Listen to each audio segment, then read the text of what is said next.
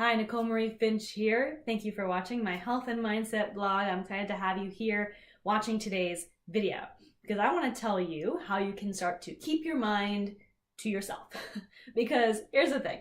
There's a lot of ways that the world tries to get into our mind, and our mind is very easily conditioned. So it's very impressionable, and it's always out there observing and learning.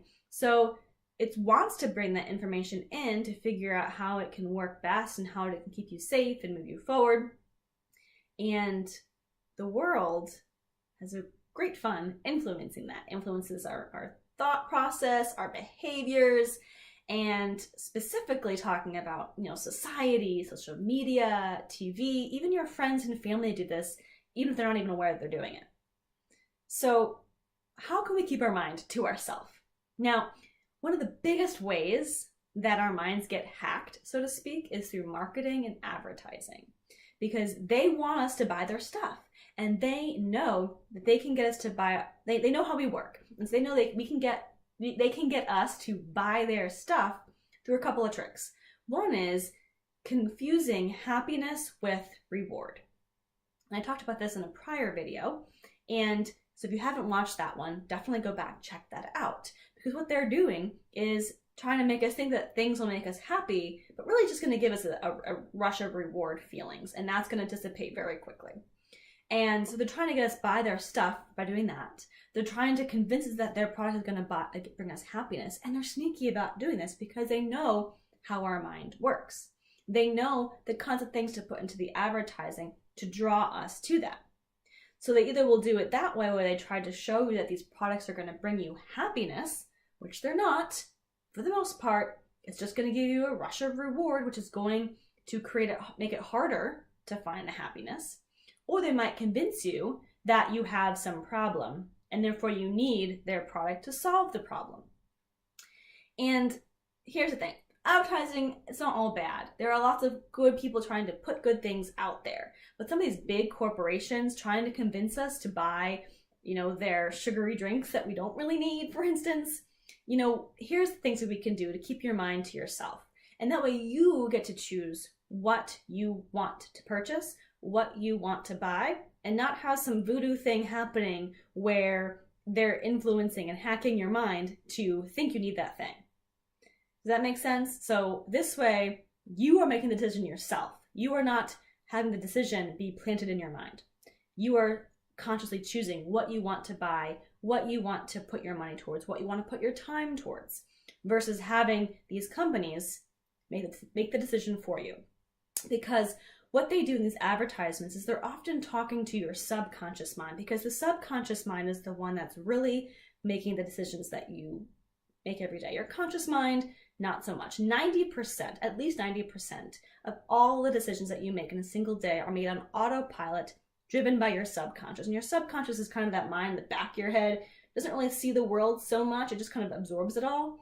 It's always listening, always on, always in tune. The conscious mind is the one that's actually here with me right now watching this video. The subconscious mind is the one that's, back. You're not really aware of it so much. But it's always on, always listening. So you might even actually be listening to me right now. There could be someone talking, behind you, and your subconscious mind could be listening to that. You don't even know. Which is why you should never watch TV or listen to TV just in the background. Because even if you feel like you just want to have some noise in the background, your mind is still listening. It's absolutely listening to all the things that are being said in the commercials, on the news, and it's thinking that's all happening to itself, because the subconscious mind does not know what's real from not real, what's right from wrong. It only knows what it's told. So it doesn't know that those things that it's hearing are not actually happening to you. It takes it into the mind as if it's happening to you. So step one absolutely is to turn off the TV unless you're watching it. If you're watching it, obviously, you can watch TV. I'm not saying don't watch TV. But don't just have it playing in the background and think that you're good, because your subconscious mind is absolutely still listening. And if you are watching TV, mute the commercials. Just mute them, go get a drink, turn them off, don't look at them. Don't let them plant the seeds of voodoo to make you think that you have some problem or need that product or it's going to bring you happiness or whatever it might be. Because they know how to talk to your subconscious mind. It's a couple of tricks that these commercials will play. One of which is that they're super weird and out there sometimes, and so your conscious mind is like, that's weird. Like, I'm just going to totally dismiss that because that doesn't even make any sense. This is stupid.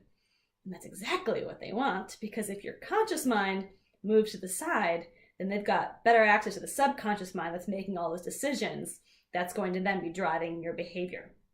So they'll do things like, stupid videos, like I just said, or they'll play the same ad multiple times. Now you're like, oh, stupid advertisement again. I don't want to watch it. I'm going to not pay attention. And so your subconscious mind moves out of the way, and boom, your conscious mind moves out of the way, and boom, they have access to your subconscious mind, because you're kind of tuning it out, so to speak. But your subconscious mind does not tune out. Your conscious mind, the one that's listening, the one that's active, the one that's paying attention, that one can choose to look elsewhere.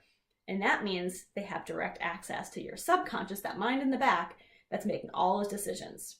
So sneaky stuff, right? So the goal is to not let that happen.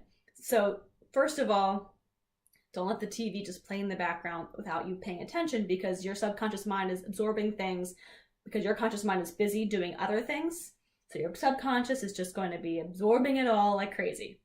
And mute those commercials. Don't listen, don't watch them, because it's, again, your subconscious mind will be listening even if you are not.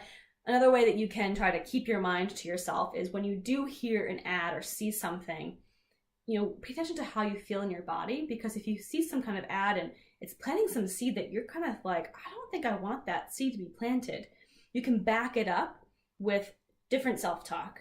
Like if you see something that's talking about some kind of disease or illness, you start to think like, well, my lower back has been hurting. No, start to say the self-talk is, I am healthy, I am strong.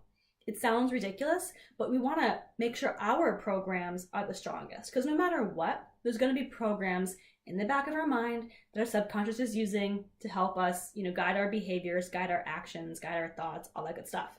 So we want to make sure that we decide what the programs are. We want them to be the strongest. And that's why self-talk and affirmations are not just like some silly, stupid thing. They really do help to create those programs and make sure your subconscious is following your directions, not someone else's. So you can use that by using affirmations, using that self-talk by kind of counteract whatever that might be on that advertisement. I am healthy. I am strong.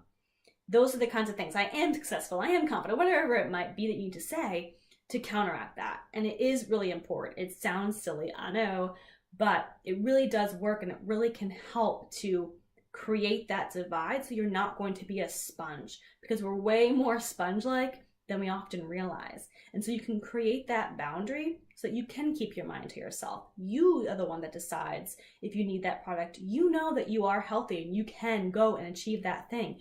You don't need that product. Maybe you choose to still use that product to better yourself or whatever. Maybe it doesn't mean you don't buy anything ever, but you know that you are deciding to make that decision.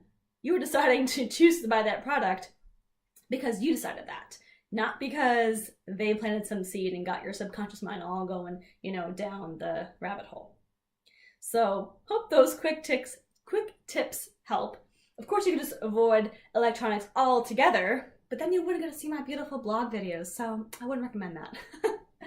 I mean, you can certainly limit your time, but the biggest thing is making sure that your programs are the strongest, and then you'll be able to keep your mind to yourself, keep your decisions to yourself, and do what you gotta do. So hope that helps with you all today. I know life is chaos. Let's have fun with it and keep our minds to ourselves.